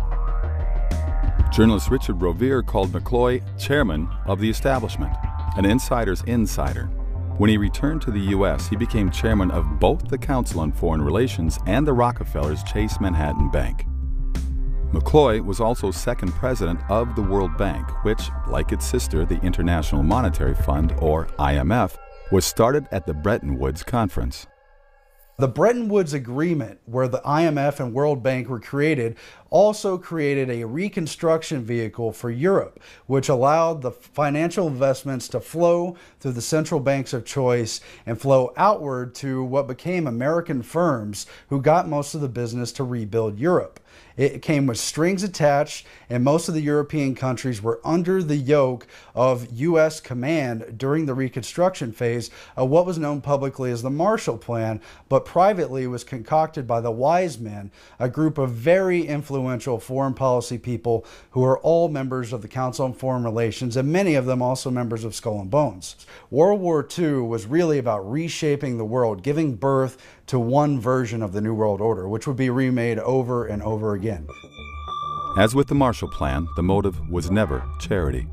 After World War II, the New York banks wanted to continue loaning money to governments. However, what if war-torn nations had difficulty repaying? A fall guy was needed to guarantee the loans: taxpayers. The World Bank and IMF gave carte blanche to the private banks, who could now make virtually any loan, however foolish, to foreign governments. If the government could not make an interest payment, the IMF or World Bank would bail them out with taxpayer money. billions of 1944, 45, 47 taxpayer dollars were poured into the construction of Europe. Untold sums of money that flowed through the central banks and out to the fascist partners of choice who would get the bids and the contracts to rebuild Europe, while the Council on Foreign Relations policy people helped to rebuild Europe along the lines that they wanted to see. Economic controls, wage controls, industrial agreements, and what became the footprints and baby steps and building blocks of the European Union that we see today. Jesse Helms, former chairman of the Senate's Foreign Relations Committee, said, "The New York banks have found important profit centers in lending to countries plunged into debt. This has been an essentially riskless game for the banks because the IMF and the World Bank have stood ready to bail the banks out with our taxpayers' money." Furthermore, the World Bank and IMF often attach conditions to these loans. They may demand a voice in government policy. For example, they might dictate that a country privatize industries to multinational corporations before money comes through. The World Bank and IMF are instruments of profit and control. And the U.S. foreign policy based in Washington enabled it all the way and put the key people in position to outright rule Europe until it was rebuilt along the designs of not God, not man, not national governments, but the emerging world government based in the Council on Foreign Relations and their money powers. I look at the World Bank and the IMF more or less as the next stage of the evolution of international banking. The Bank for International Settlements, along with the World Bank and along with the IMF, have long been viewed as the engine of globalization. These have been the troika, if you will, that have impressed policies on countries all over the world to toe the globalist line. We're told that this is necessary in order to regulate trade or in order to pacify nations that would be making war against us. But in fact, what this is about is creating debt. People talk about the one world government or globalists as if we're just going to create one nation that all has the same name. But I don't think that's even necessary. We have banking systems that control the trade, they control what people do for a living. There are people who are living in African nations right now growing cotton in those nations.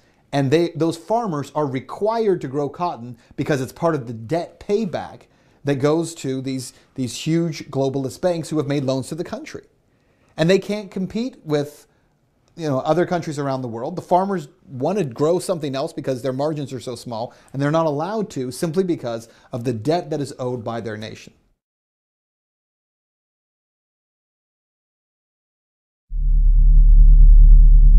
Nam's a difficult one. Could the war have been won? Well, you probably know some Vietnam veterans, and a lot of them were harmed during the war. There's issues with things like Agent Orange. A lot of them are sour because there's just a lingering confusion about what really happened during that war. Every war is won by the people who profit from it. It has always been the case because war is a racket, as Major General Smedley Butler said, always has been, always will be, poor men dying in rich men's wars. The Vietnam War was won by those who made billions from it. Every war we've had, at least since World War II, there was not a clear objective as to what we were doing as a nation in going there. What was the objective in Vietnam? I'm not sure most people even still know today. You can't win a war unless you know what winning it means. We tend to think that the purpose of the Vietnam War was to fight the Viet Cong, to fight the communists. It wasn't. If that were the purpose of the war, we could have won it quite easily. But the real purpose of the war was much more complex than that. Since World War II, it's very clear that every conflict we've been involved in doesn't make sense in terms of a clear objective of how to win, or why we win in the first place, what we're hoping to accomplish, other than if you were to say our goal is empire building. Now, if we had wanted to conquer the Vietnamese and ultimately occupy their nation, at least that's an objective that has a clear end game to it. But we didn't seem to want to do that. So what were we actually doing? the reasons behind it seem very confusing unless you know about the banker issue, unless you understand how the engine of America has been hijacked by the banking powers and its nebulous, ill-advised policies directed by the Council on Foreign Relations.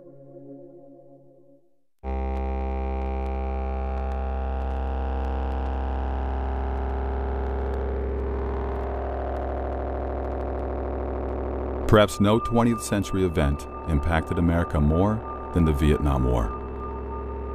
The war, which lasted 14 years and ended in defeat, was called unwinnable by the establishment media, who blamed the U.S. military, claiming they had underestimated the communist forces under Ho Chi Minh.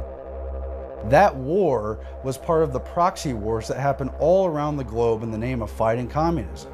But it was also a means of reconstructing the Asian Pacific sphere of influence to make it safe for globalism. Again, the whole world had to be made over and brought up to standards for globalism. China being such a major power, Japan more or less under the yoke of the post-World War II agreements, and Vietnam down there on the triangle had to be basically reformed. That was the real reasons for the war. What we were told as Americans was not that we were fighting for our freedoms, not that we were stopping an evil that would take over the whole planet, but that we had been attacked on a ship, the Gulf of Tonkin, an incident that we now know clearly in history didn't happen the way we were told at all. The media's memory was short. After World War II, U.S. foreign policy dictated that France leave Vietnam. The United States initially supported Ho Chi Minh. In 1945, the OSS, forerunner of the CIA, trained Ho's army and provided him with guns and 20,000 cartridges, which he used to fight the French. The U.S. press glorified him. In 1946, Newsweek compared him to George Washington. In 1954, with its troops hemmed in by Ho's forces at the critical battle of Dien Bien Phu, France begged the United States to intervene. An aircraft carrier strike would have averted disaster, but the U.S. government refused. Following the French pullout and the division of Vietnam into the North and South, U.S. foreign policy's next objective was removing Emperor Bao Dai, the one man capable of uniting the country. Bao Dai exclaimed, "If your country had given me 1,000 of the sum they spent to depose me, I could have won that war." Through a rigged plebiscite, No Den Diem, the CFR's choice, was installed as South Vietnam's president. The South Vietnamese hated the oppressive Diem, who drove many into the communist arms. In the meantime, CIA Colonel Edward Lansdale, CFR member, oversaw the disarming of three powerful anti-communist groups in Vietnam: the Cao Dai sect, Hoa Hao sect, and Li Van Bien's private army. Having sponsored Ho Chi Minh and destroying French, imperial, and local opponents at every level, our CFR policymakers now launched the tragic conflict. World War II. The USA fights on two fronts, Europe and the Pacific. The Germans and Japanese were tough and well-equipped, yet we crushed both military empires with our allies' help in just 3.5 years. On the other hand, we spent 14 years fighting Little North Vietnam and lost. Something is terribly wrong with this picture. Defense Secretary Robert McNamara forbid the Air Force to strike over 90% of the strategic targets it wanted to hit. As a CFR member, he left the Defense Department to become president of the World Bank. Then there were the rules of engagement, not declassified until 1985, when they consumed 26 pages of the Congressional Record's fine print. According to the rules, American soldiers were not allowed to shoot first, but had to wait until fired upon. If a pilot saw a MiG on the ground, he could not attack. He had to wait until it was airborne and showing hostile intent. If a surface-to-air missile launch site was under construction, he couldn't bomb it. He had to wait until it was operational. If we had fought World War II under such restrictions, we would have lost. To me, at least, it's clear that the purpose of the war was not to defeat communism in Vietnam. because they could have done that quite easily, but as everyone knows by now, they deliberately put handcuffs on our military, made sure you don't go too far into the enemy territory, you don't counterattack, you don't bomb the supply lines, you just powder puff war all the way along. We call it powder puff war because it wasn't aimed at victory, but that's probably not doing it justice because there was so many lives tragically lost. It was a bloody war, really, but it was not fought to win. In 1968, journalist Lloyd Millan interviewed nearly a dozen retired high-ranking U.S. military officers. Each, queried separately, said the war would be won in weeks or months with the restraints lifted. This would allow the war to be carried out aggressively against the North. The media claimed the war was initiated by right-wing anti-communists or hawks. The first U.S. combat troops went to Vietnam in 1961. President Kennedy authorized sending about 10,000 men on the advice of the State Department's Walt Rostow, who had just returned from a fact-finding mission to Vietnam. Although the press portrayed Rostow as a hawk, his father had been a Marxist revolutionary in Russia. Two of his aunts belonged to the U.S. Communist Party. His brother, Eugene Debs Rostow, was named after Socialist Party leader Eugene Debs, and the Eisenhower State Department rejected Walt for employment 3 times as a security risk. The Kennedy administration could only get him in by firing Otto Otepka, the State Department's head of security. In a book published the year before his advice to Kennedy, Rostow wrote, "It is a legitimate American national objective to see removed from all nations, including the United States, the right to use substantial military force to pursue their own interests. Since this right is the root of national sovereignty, it is therefore an American interest to see an end to nationhood, as it has been historically defined." This statement summarized the outlook of the Council on Foreign Relations, to which Rostow belonged. Johnson had to give some very awkward and rather embarrassing speeches convincing America why Vietnam, why he was sending their sons, their brothers, their fathers off to war. As earlier noted, Congress authorized President Johnson to intervene in Vietnam through the Tonkin Gulf Resolution, written before the 2 alleged attacks on the U.S. Navy in the Tonkin Gulf. Admiral Stockdale testified that the second attack never happened. The premature resolution was written by William P. Bundy, Assistant Secretary of State for Far Eastern Affairs and member of the CFR. Like Rostow, Bundy was portrayed as a hawk. Yet, in the 1950s, Bundy headed the defense fund for Soviet spy Alger Hiss. After Bundy left the State Department, David Rockefeller appointed him editor of Foreign Affairs, journal of the CFR and America's leading opponent of national sovereignty. In 1964, President Johnson successfully ran for re-election against Republican Barry Goldwater, whom the press branded a warmonger. After the election, Johnson himself suddenly began escalating the war, committing hundreds of thousands of troops. He made the decision at the urging of a secret clique called the Wise Men, 14 senior advisors, 12 of whom were CFR members. The Wise Men included a number of important Council on Foreign Relations members, 6 key members actually: Averell Harriman, Robert Lovett, and John J. McCloy, all 3 of them bonesmen, and all 3 of them very closely tied to the banking powers of New York City and to the Rockefeller family. John J. McCloy's resume reads like a true globalist. He was a Skull and Bones member. He was a member of the Council on Foreign Relations. He was in the staff as an Undersecretary of State during World War II, and he would later go on to head the Rockefeller Foundation. He was the president of the Council on Foreign Relations for a solid decade, and he was head of the World Bank. The leader of the Wise Men, who led the demand for escalation, Dean Acheson. Even before the United States recognized the USSR in 1933, the murderous dictator Joseph Stalin selected young attorney Acheson to represent Soviet interests in America. Truman's Secretary of State, Acheson, surrounded himself with communist and security risks, such as John Stewart Service, John Carter Vincent, and Lachlan Curry. He promoted Service even after the FBI caught him passing government secrets to communist agents. Acheson's law partner was Donald Hiss, brother of Soviet spy Alger Hiss and a member of the Communist Party.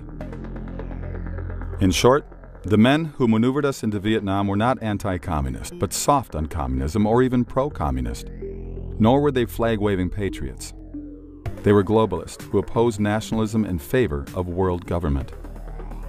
Part of it was to train an international military force, to get the world used to thinking of solving conflicts through international groups such as the UN, and to develop those mechanisms. Nearly all key policy planners during the Vietnam War were CFR members. The same clique that involved us in the war authored the rules of engagement and other restrictions preventing victory. Clearly, Vietnam was not a blunder, but happened as planned. So Averell Harriman, Robert Lovett, John J. McCloy, and their associates like George Kennan manipulated policy around the Vietnam War and most of the other conflicts that we saw during the middle years after World War II. All of them mired in confusion, lies, manipulated data, cables, communications that were presented in a framed, skewed manner to goad America into the policy decisions being made in New York City, not in Washington, D.C. One of their goals, successfully implemented, was to provoke an American political slide to the left in a furor of anti-patriotism, epitomized by the burning of American flags on college campuses. Destroying patriotism is prerequisite to absorbing nations into a one-world government.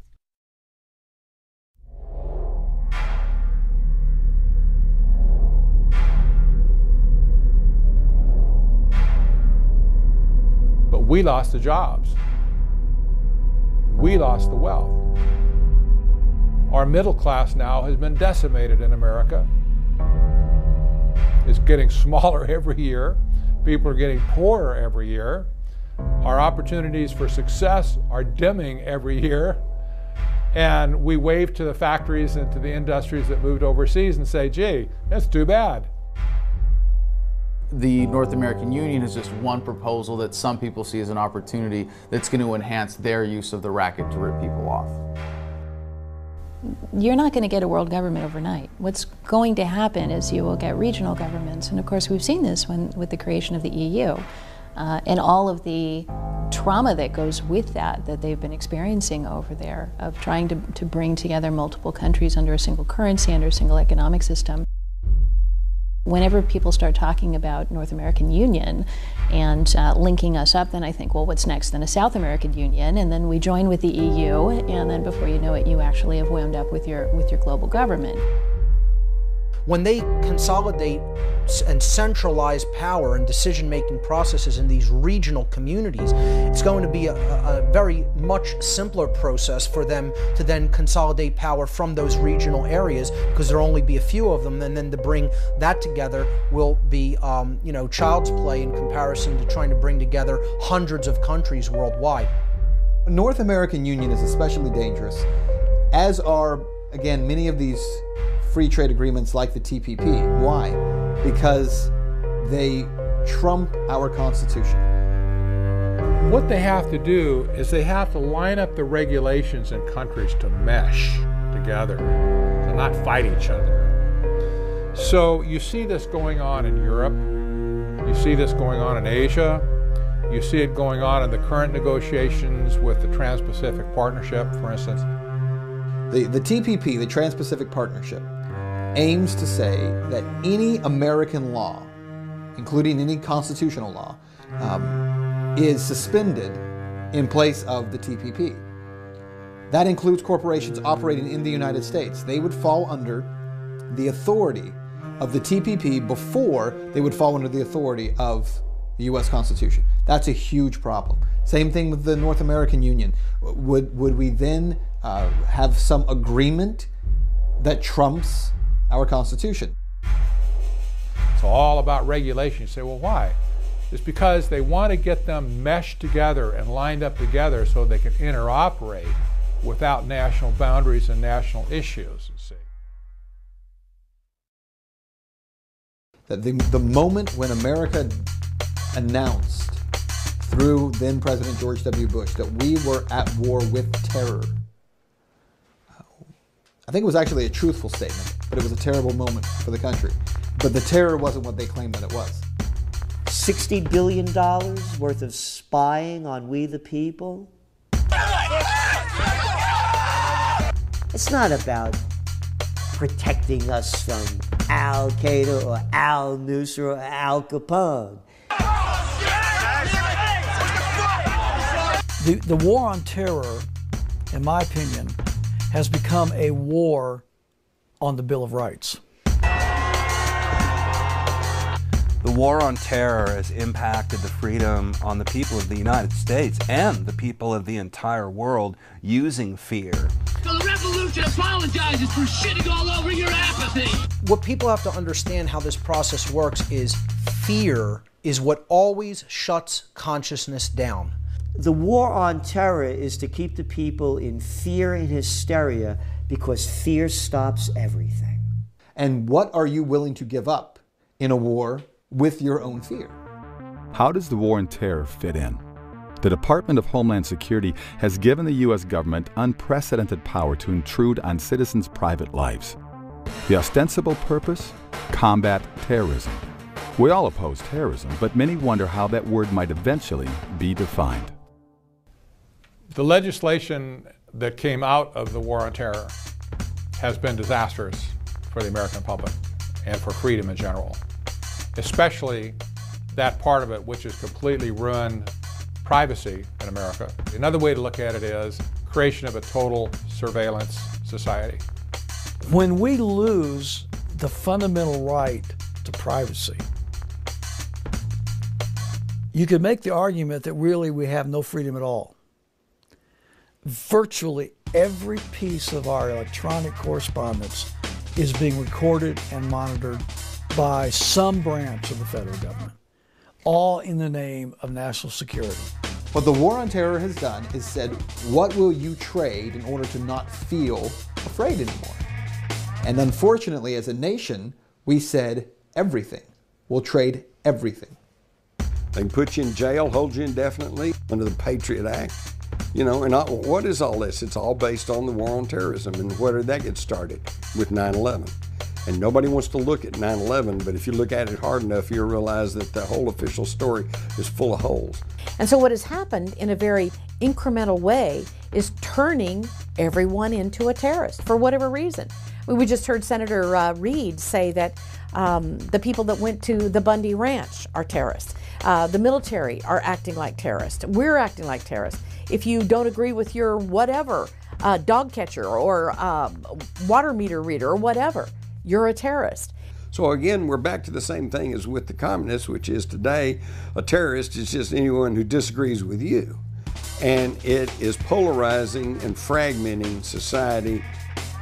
The concept of Homeland Security did not originate after the Twin Towers attack, but with a 1998 proposal by the United States Commission on National Security, which had 12 members, 9 of whom belonged to the CFR. They recommended a National Homeland Security Agency, the very phrase President Bush used 9 days after 9/11. What connects the trade agreements and war on terror? Both are being used to justify North American Union. In 2004, the CFR's Robert Pastor wrote in Foreign Affairs, security fears would serve as a catalyst for deeper integration. The Department of Homeland Security should expand its mission to include continental security, a shift best achieved by incorporating Mexican and Canadian perspectives and personnel into its design and operation. Pastor is thus suggesting that security concerns warrant combining NAFTA's economic partners, America, Canada, and Mexico, into a continent-wide Homeland Security Department. In March 2005, in Waco, Texas, President Bush met with Mexican President Vicente Fox and Canadian Prime Minister Paul Martin to discuss integrating their 3 countries. The Bush administration's open borders policy and its decision to ignore the enforcement of this country's immigration laws is part of a broader agenda. President Bush signed a formal agreement that will end the United States as we know it, and he took the step without approval from either the U.S. Congress or the people of the United States. At the time of the Waco meeting, the CFR produced a document, Building a North American Community, which called for the creation by 2010 of a community to enhance security, prosperity, and opportunity for all North Americans. Regional alliances like the EU and SPP are not the end game, simply stepping stones to a one-world government. Leading establishment figure Zbigniew Brzezinski said in 1995, "We cannot leap into world government in one quick step. The precondition for genuine globalization is progressive regionalization." Soviet dictator Joseph Stalin recognized this principle as integral to communist plans for domination, saying, "Populations will more readily abandon their national loyalties to a vague regional loyalty than they will for a world authority. Later, the regionals can be brought all the way into a single world dictatorship." This is what the war on terror is designed specifically to accomplish, to keep people in a state of fear, of always looking around the corner for the boogeyman, always looking around the corner for the monster that's about to gobble us up. When people's mindset is in that state of fear, they're not making accurate decision-making processes. But moreover, what they're psychologically looking for is a protector. So here's an interesting story. During 2012, all the presidential candidates, all their surrogates were coming to Ohio. And I had the privilege of being able to interview President Obama and also the privilege of interviewing Mitt Romney and Paul Ryan. And it was during the Mitt Romney-Paul Ryan interview, when I went in to interview them, you get 5 minutes with the candidate, you go into the room, it's basically a stream of media coming in and out the whole time. What's fascinating is I went into that interview with Romney and Ryan, and I sat down on a bar stool, and they were both on bar stools in front of me, the backdrop behind them. And what was a little bit different about this is while there were a lot of people in the room, and that always happens, there was one guy in particular on a sofa behind me who was sitting there as I walked in. And so I sat down, we start the interview. Now what's a little bit different about this is typically when you're interviewing someone, it's a one-on-one interview. In this case, it was two-on-one. And so I would, ask one a question and then to the other one, back and forth. What was really interesting to me was as I was talking with them and interviewing them, I would notice out of my peripheral vision, I'm talking with Congressman Ryan, and I could see Governor Romney looking past me at the guy on the sofa behind him. And then when I would turn to Governor Romney and I would interview him, I could see Congressman Ryan doing this. And if you go back, by the way, and you watch the actual full interview, I would tell people, just go back and watch not the guy I'm talking to, watch the other candidate and how they're looking past me at this guy. And it was almost like they're doing, baseball signals at each other. And so they're, kind of go through this. We do the interview, we're all done. And after I left, I was really interested in who the guy was on the sofa behind me. And so I stopped one of the press people on the way out and I said, "Oh, by the way, who was the guy on the sofa?" And they told me his name, which at the time didn't mean anything. And then they said, "Oh, he's with the Council on Foreign Relations and he's advising the candidates." And when he said it, now that got my attention because they said it as if it was a very positive thing, right? Which is, well, Governor Romney needs more experience on foreign issues and foreign affairs. So it's a good thing. In my opinion, of course, it was, oh, great. So you have someone from this globalist think tank who is basically sitting behind me during an interview and letting them know what they should and should not say. So it was kind of an interesting experience. The freedom of the press and the freedom of religion were supposed to be two of the greatest vanguards of liberty for the country, according to our First Amendment. The purpose of the broadcast media, or the controlled, formerly mainstream media, has always been to be a propaganda tool for the government, for the superclass. And you can see how this works in a very simple sense in America with the White House and access to the White House press room. If you don't toe the line, if you're not official corporate media, it doesn't matter how big your audience is, we're going to control the conversation. If you can be an appropriate mouthpiece for government, if you're not going to challenge the paradigm of statism, we will give you access. Americans today are disenfranchised and disempowered because we don't have enough of the relevant information. Read the quotes from Katie Couric and saying that they got pressure from the administration. I can't think of a worse scenario for the future of freedom. If this documentary is true, why are its claims almost never discussed in mainstream media? After all, the Constitution mandates freedom of the press. How could so many news organizations fail to notice the stories we've discussed? That's because the information we do get has been filtered and framed in particular ways. It can be easily seen in the mainstream media. You have a mentality within your newsrooms in which people really do honestly believe if networks don't talk about it, it's not a story. So if Fox isn't saying it, if NBC's not saying it, CNN or ABC, if they're not saying it, it can't be true. Although America has a free press in principle, this does not guarantee accuracy of the press. To achieve its objectives, the establishment always knew it needed to control the media, the primary molder of public opinion. Do you have any people being paid by the CIA who are contributing to a major circulation American journal? We do have people who submit pieces to American journals. The national news media is, for all intents and purposes, a totally controlled medium. A free and independent press at the national level just does not exist. Do you have any people being paid by the CIA who are contributing to the national news services, AP and UPI? Well, again, I think we're getting into the kind of detail, Mr. Chairman, that I'd prefer to handle in executive session. You know, people will say, why isn't the media doing their job? I beg to differ. The media is doing exactly what they are designed and paid to do. They are steering public perception in the way that the people at the current positions of power want the public perception to go in. Not continuing Congresswoman Section Harman, let me interrupt you. Congresswoman, let me interrupt you just for a moment. We've got some breaking news out of Miami. Stand by, if you will. Right now in Miami, Justin Bieber. They are the mind molders. They are the opinion molders of America.